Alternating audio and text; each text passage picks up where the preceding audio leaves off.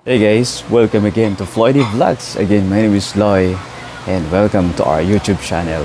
So for today's vlog guys, pag-uusapan po natin kung paano ako pumasa, no? Kung paano ako pumasa sa Kokiri In-Situ sa TESDA. Ayan. So, first,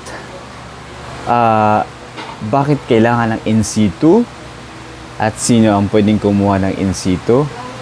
At pangatlo, ano-ano ang mga dadalhin during In-Situ, no? So pag-uusapan natin again ang Kokiri In-Situ particularly. And then pang-apat, ano-ano ang mga menu na lulutuin during In-Situ ng Kokiri.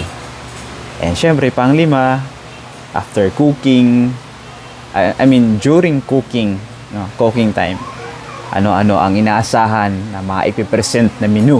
Ayan. So, right guys. Then after, syempre, pictorials and ano-ano ang mga gagawin at mga konting tips para pumasa dito sa Kokiri In-Situ.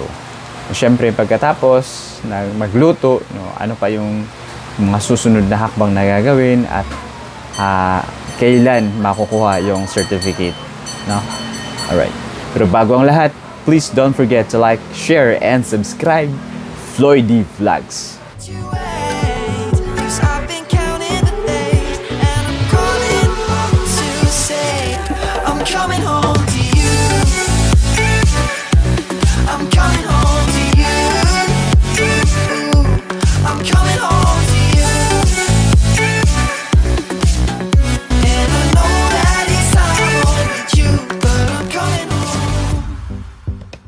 Parang license na rin na magagamit in the future pagka nag-apply ng trabaho.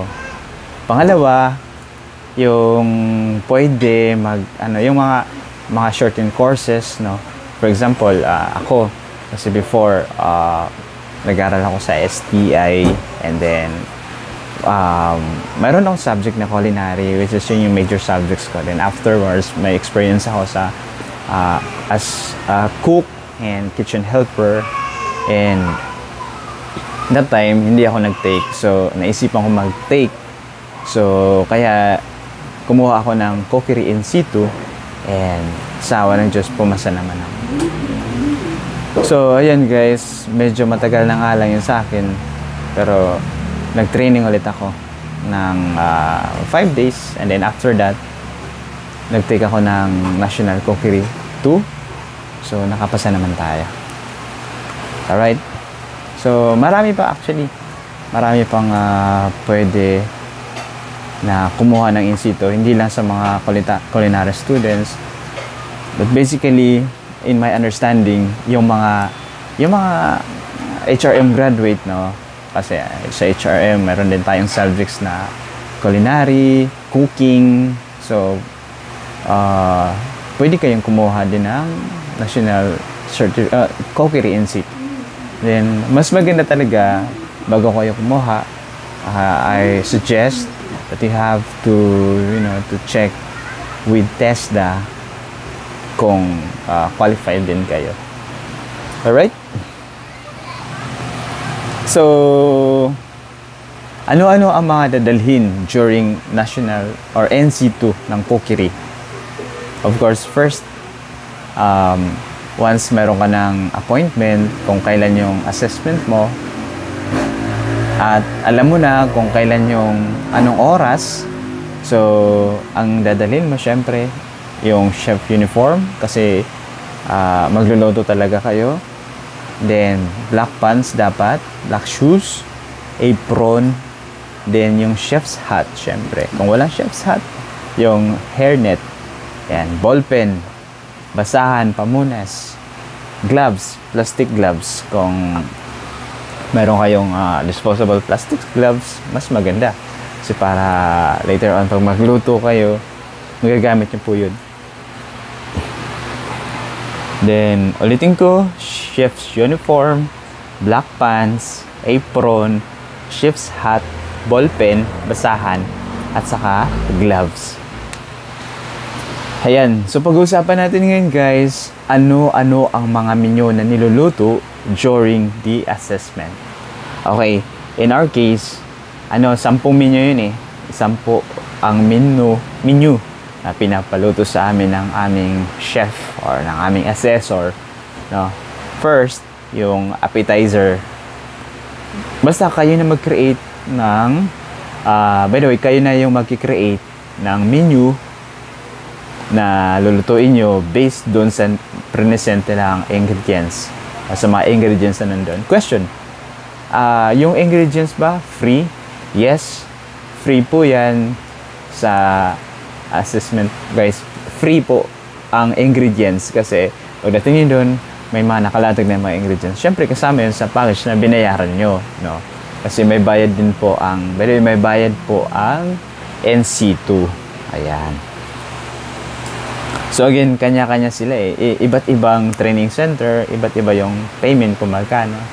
So, or ano-ano ang mga menu na lulutuin during NC2 yung actual talaga. First, ulitin ko, appetizer. Then pangalawa, salad. Pangatlo, main dish. Pang-apat, club or sandwich.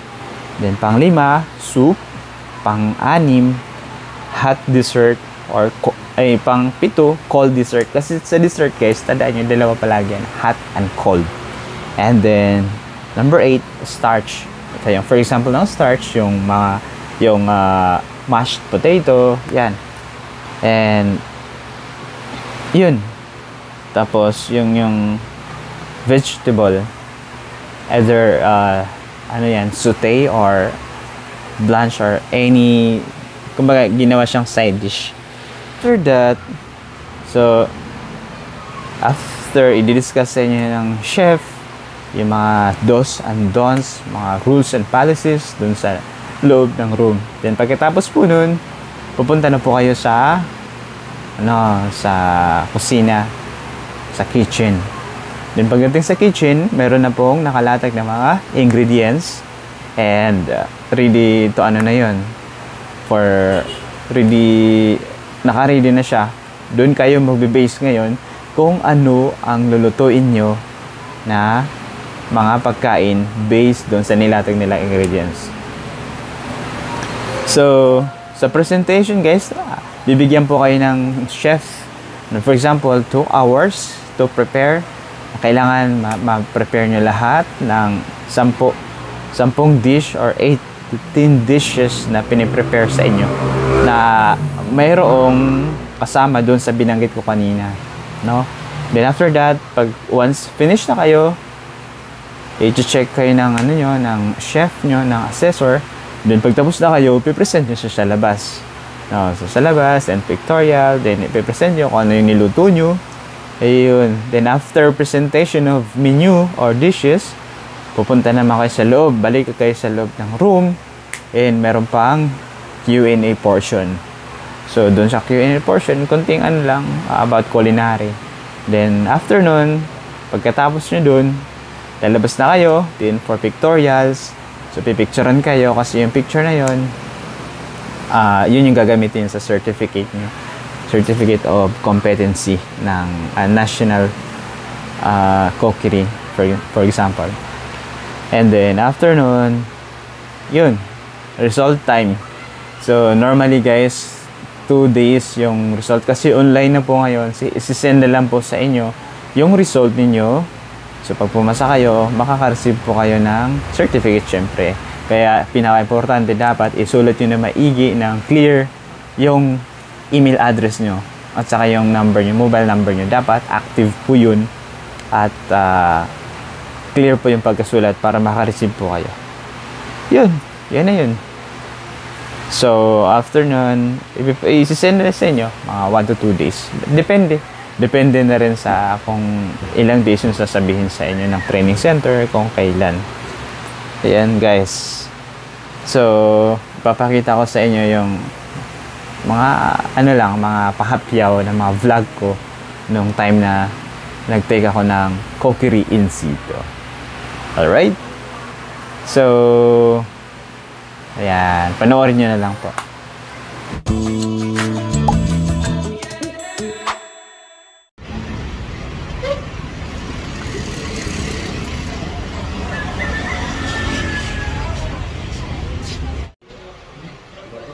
guys, good morning.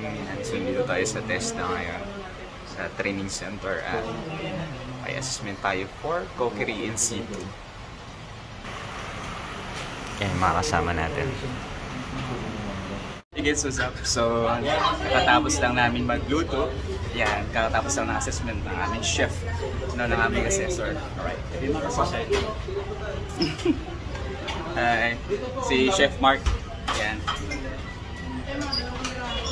Hey guys, so katatapos lang ng aming assessment guys. So meron pa interview portion.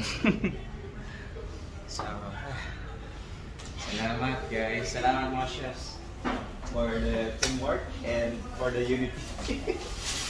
Hi. Hello. Guys, finally nandito na sa atin at hawak na natin ang ating cup ng ating Kokiri in situ. So ito na guys. Yeah, congratulations sa lahat ng aking mga kabatchmates, no, na kumuha ng assessment ng in situ Kokiri noong February 5. That was last Wednesday.